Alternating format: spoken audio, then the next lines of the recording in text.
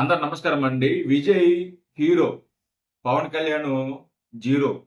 విజయ్ దమ్మున్న నాయకుడు, పవన్ కళ్యాణ్ దమ్ము లేని నాయకుడు. విజయ్ మగాడు, మనగాడు, జననాయక్. పవన్ కళ్యాణ్ మగాడు కాదు, దమ్మున్న నాయకుడు కాదు, కూలీ నాయకుడు. నిన్నటి నుంచి సోషల్ మీడియాలో పవన్ కళ్యాణ్ గారి మీద విపరీతంగా ట్రోల్ చేస్తున్నారు, విపరీతంగా మాట్లాడుతున్నారు. మేధావులు, జర్నలిస్టులు, అనలిస్టులు, ముఖ్యంగా ఈ వైసీపీ కార్యకర్తలు, ఈ వైసీపీ నాయకులు, ఈ వైసీపీ పేటిఎం బ్యాచ్ అందరూ కూడా విజయ్ని అలాగే పవన్ కళ్యాణ్ గారిని కంపేర్ చేస్తూ, పవన్ కళ్యాణ్ నువ్వు విజయ్ని చూసి నేర్చుకో, విజయ్ మగాడుగా సింగిల్ గా పోటీ చేసి అధికారంలోకి వచ్చాడు, నువ్వు 14 సంవత్సరాల నుంచి 12 సంవత్సరాల నుంచి పార్టీ పెట్టి నువ్వు వేరే పార్టీకి ఊడిగించేస్తున్నావు అని రకరకాలుగా, ఎన్ని రకాలుగా పవన్ కళ్యాణ్ గారి మీద ట్రోల్ చేయాలో, ఎన్ని రకాలుగా దాడి చేయాలో అన్ని రకాలుగా నేనటి నుంచి జరుగుతున్నాయి. నేను గమనిస్తూనే ఉన్నా. సరే, వాళ్ళంటే వైసీపీ కార్యకర్తలు లేకుంటే మేధావులు మాట్లాడారంటే దానికి ఒక అర్థం కూడా ఉంది. పవన్ కళ్యాణ్ గారు అంటే పడదు కాబట్టి వాళ్ళు మాట్లాడతారు. కానీ జనసేన కార్యకర్తలు, జన సైనికులు కూడా పవన్ కళ్యాణ్ గారిని విమర్శిస్తున్నారండి. నిన్నటి నుంచి కూడా నా ఫోను, మీరు నమ్ముతారో నమ్మరు కానీ నా దగ్గర 2 ఫోన్లు ఉన్నాయి. 2 నెంబర్లకు కూడా మోత మోగిపోతుంది. ఒక నెంబర్తో మాట్లాడుతుంటే మరో నెంబర్ కాలు, మరో నెంబర్ మాట్లాడుతుంటే మరో నెంబర్ కాలు, అదే నెంబర్కి మళ్ళీ కాల్ చేస్తూనే ఉన్నారు. అంతమంది కాల్ చేశారు జనసేన కార్యకర్తలు.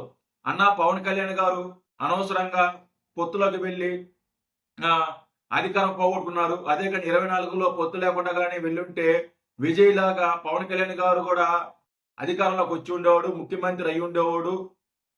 విజయ్ని చూసి పవన్ కళ్యాణ్ నేర్చుకోవాలన్నా మీరు వీడియో చేసి పవన్ కళ్యాణ్ గారికి చెప్పండి, బుద్ధి చెప్పండి అనే లెవెల్లో సొంత కార్యకర్తలు నాకు ఫోన్ చేసి మాట్లాడిన సందర్భం నిన్నంతా కూడా. నేను ఒకటే చెప్పదలుచుకున్నా అందరికీ, జనసేన కార్యకర్తలకు ముఖ్యంగా, తమిళనాడు రాజకీయాలు వేరు, ఆంధ్ర రాజకీయాలు వేరు. తమిళనాడు ప్రజలు మైండ్ సెట్ వేరు, ఆంధ్ర ప్రజలు మైండ్ సెట్ వేరు. వేరే వేరే నేపథ్యం. తమిళనాడు లాగా ఇక్కడ అంటే విజయ్ తమిళనాడులో అధికారంలోకి వచ్చాడు కాబట్టి పవన్ కళ్యాణ్ కూడా ఒంటరిగా పోటీ చేస్తుంటే అధికారంలోకి వచ్చి ఉండేవాడు కదా 24లో అనడం కరెక్ట్ కాదు. ఎందుకంటే విజయ్ గెలవడానికి చాలా కారణాలు ఉన్నాయి. అక్కడ అధికార పార్టీ డిఎంకే పార్టీ మీద వ్యతిరేకత చాలా పీక్స్లో ఉంది. రెండోది, అక్కడ ప్రతిపక్షం స్ట్రాంగ్గా లేదు. అన్నా డిఎంకే, ఏడిఎంకే అంటారు, అన్నా డిఎంకే అంటారు. ఏడిఎంకే ప్రతిపక్షం అది అంత స్ట్రాంగ్గా లేదు. వాళ్ళకి పడదు. సో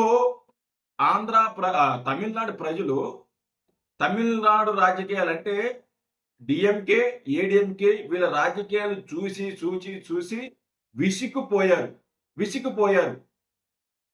అదే కాకుండా వాళ్ళు ఒకసారి గెలిపిస్తే 5 సంవత్సరాలు అధికారం ఇస్తే మళ్ళీ వాళ్ళకు ఓట్లేరు. ఏరే పార్టీకి వాళ్ళు ఓట్లేస్తారు. వీళ్ళు 5 సంవత్సరాలు ఉంటారు, తర్వాత వీళ్ళు అధికారంలోకి వస్తారు. వాళ్ళ తమిళనాడు రాజకీయ చరిత్రలో చూసుకుంటే కంటిన్యూస్ గా ఎప్పుడు కూడా ఎవరు కూడా అధికారంలో లేరు. వాళ్ళు ప్రజలు అలాగా తీర్పిస్తారు. ఇక్కడ డిఎంకేకి వ్యతిరేకత ఉంది, ఏడిఎంకేకి స్ట్రాంగ్ గా లేరు, వాళ్ళకి పడదు. ఇలాంటి సమయంలో మూడో వ్యక్తి వచ్చినప్పుడు ఖచ్చితంగా వాళ్ళకు ఓట్లు వేస్తారు. ఎందుకంటే వాళ్ళ రెండు పార్టీ రాజకీయాలు చూసి విసిగిపోయారు. మూడో పార్టీ ప్రత్యామ్నాయ పార్టీ వచ్చింది కాబట్టి, విజయ్ వచ్చాడు కాబట్టి, సరే ఒక అవకాశం ఇద్దాము అని వాళ్ళు ఓట్లేశారు. దానికి కారణం అది. ఇక్కడ ఆంధ్రాలో చూసుకుంటే అది సాధ్యం కాదు. ఎందుకంటే ఇక్కడ బలమైన పార్టీలు ఉన్నాయి, బలమైన నాయకులు ఉన్నారు. ఆనాడు ప్రజారాజ్యం సమయంలో చిరంజీవి గారు ప్రజారాజ్యం పెట్టినప్పుడు కాంగ్రెస్ అలాగే టీడీపీ బలమైన పార్టీలు, 2 పార్టీలు బలమైన పార్టీలు, బలమైన నాయకులు ఇద్దరు కూడా. అలాంటి సమయంలో ప్రజారాజ్యం పెట్టాడు. ప్రజారాజ్యం పెట్టినప్పుడు కొంతవరకు 18 సీట్లు గెలుచుకున్నారు. ఓకే. దాన్ని అలాగే కంటిన్యూ చేసుంటే ఈరోజు పవన్ కళ్యాణ్ గారో లేకుంటే చిరంజీవి గారో ముఖ్యమంత్రి ఎప్పుడూ అయి ఉండేవాళ్ళు. దురదృష్టశాత్తతో ఆ పార్టీని మూసేయడంతో దాని ఎఫెక్ట్ పవన్ కళ్యాణ్ గారి మీద పడింది. దాన్ని అర్థం చేసుకోవాలి చాలా మంది. ప్రజారాజ్యం ఎఫెక్ట్ పవన్ కళ్యాణ్ గారి మీద పడింది. ప్రజలు అంటే చిరంజీవి గారిని చూసి 18 సీట్లు వచ్చి 50 లక్షల మంది పైగా ఓట్లేసిన వ్యక్తులు ప్రజారాజ్యం కాంగ్రెస్ లో కలిపేసినప్పుడు ప్రజలు కూడా అరే అది ఏదో ప్రజలకు ఏదో చేస్తానని చెప్పాడు, ఎవరి పార్టీకి వ్యతిరేకంగా పార్టీ పెట్టారో అదే పార్టీలో పోయి ప్రజారాజ్యం కలిపేశారు అని చెప్పేసి జనాలు తిట్టుకుంటారు. రెండోది ఏంటంటే అదే కుటుంబంలో నుంచి మరో వ్యక్తి వచ్చి అంటే పవన్ కళ్యాణ్ గారు వచ్చి పార్టీ పెట్టినప్పుడు పవన్ కళ్యాణ్ గారికి ఓట్లు ఎలా వేస్తారు? ప్రజలు వేస్తారా? వేయరు కదా. ఎందుకంటే అన్న అలా చేశాడు, తమ్ముడు చేయడానికి గ్యారంటీ ఏముంది? ఖచ్చితంగా ఉంటుంది. ఎవరు ఏదైనా కాదన్నా ప్రజారాజ్యం ఎఫెక్ట్ పవన్ కళ్యాణ్ గారి జనసేన మీద పడ్డది. కాబట్టే పవన్ కళ్యాణ్ గారు ఆ రోజు తెలుగుదేశానికి మద్దతు ఇచ్చాడు 2014లో. తర్వాత 19లో ఒంటరిగా పోటీ చేశాడు, ఓడిపోయాడు. తర్వాత మళ్ళీ ఒంటరిగా పోటీ చేస్తే మీరు అన్నట్టు అధికారంలోకి రావచ్చు, రాకపోవచ్చు. ఒకవేళ వచ్చినా కూడా ఆశ్చర్యపోకర్లా. కానీ పవన్ కళ్యాణ్ గారు రిస్క్ తీసుకోదలుచుకోవాలా. ఫస్ట్ పాయింట్ రిస్క్ తీసుకోదలుచుకోవాలా. ఎందుకంటే పవన్ కళ్యాణ్ గారికి అధికారం కంటే రాష్ట్ర ప్రజలు ఇంపార్టెంట్. 2014లో 24లో కనుక ఒంటరిగా పోటీ చేసి ఉంటే అంటే రిస్క్ తీసుకోవాలా. ఒకవేళ ఒంటరిగా పోటీ చేస్తే వైసీపీ వస్తే మళ్ళీ రాష్ట్రం సర్వనాశనం అయిపోద్ది.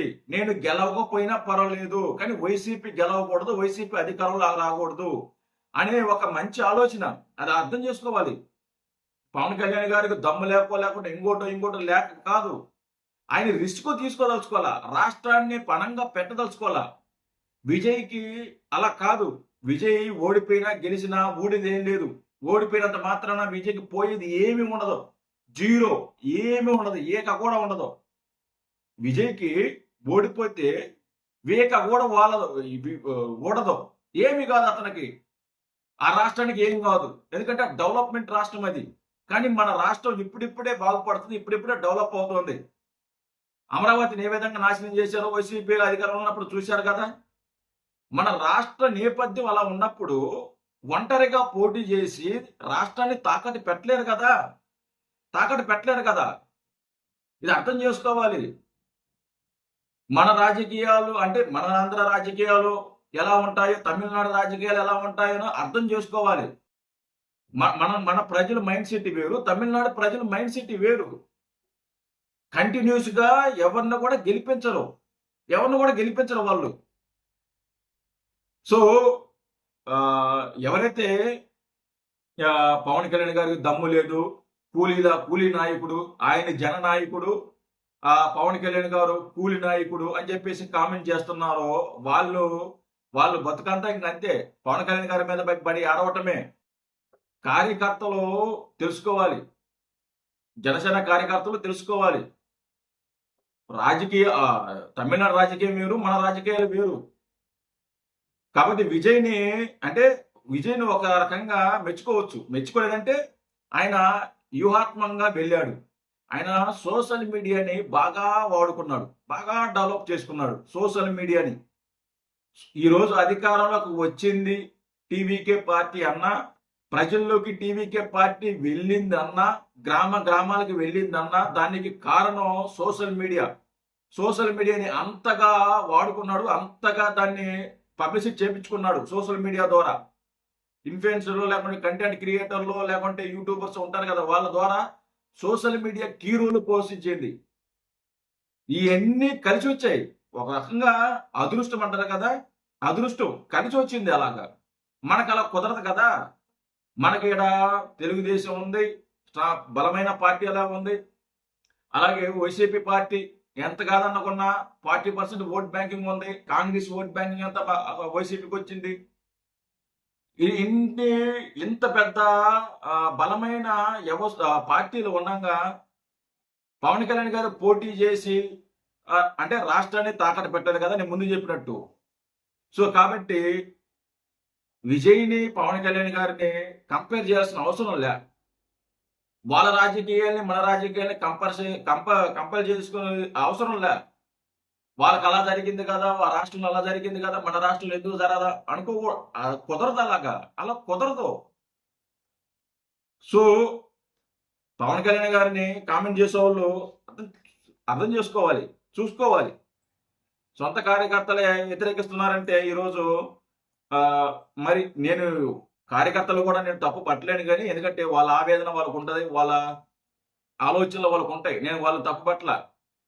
కానీ రియాలిటీకి వచ్చేసరికి పవన్ కళ్యాణ్ ఇక్కడ సాధ్యం కాదు. అక్కడ విజయ్కి సాధ్యమైంది ఆంధ్రాలో పవన్ కళ్యాణ్ గారికో లేకపోతే పవన్ కళ్యాణ్ గారు కాదు ఇంకొకరు కూడా వచ్చినా కానీ సాధ్యం కాదు. ఇక్కడ రాజకీయ అంటే విజయ్ కరెక్ట్ టైంకి వచ్చాడు. కరెక్ట్ టైంకి అక్కడ రెండు పార్టీలు చూసి ఇసుకుపోయారు. ఏ పార్టీ కూడా ఆ పార్టీ వస్తే ఈ పార్టీ వస్తే జనాలు ఇసుకుపోయారు. కొత్తగా అవకాశం ఇచ్చారు. ఆయన వచ్చిన టైం కరెక్ట్గా ఉంది. ప్రజారాజ్య సమయంలో చిరంజీవి గారు వచ్చిన టైం కరెక్ట్గా లేదు. అప్పటికే బలమైన నాయకులు పార్టీలు ఉన్నాయి. పవన్ కళ్యాణ్ గారు వచ్చిన తర్వాత కూడా బలమైన కాంగ్రెస్ అలాగే తెలుగుదేశం, కాంగ్రెస్ నుంచి షిఫ్ట్ అయిన వైసీపీ ఇవన్నీ కూడా స్ట్రాంగ్ గా ఉన్నాయి.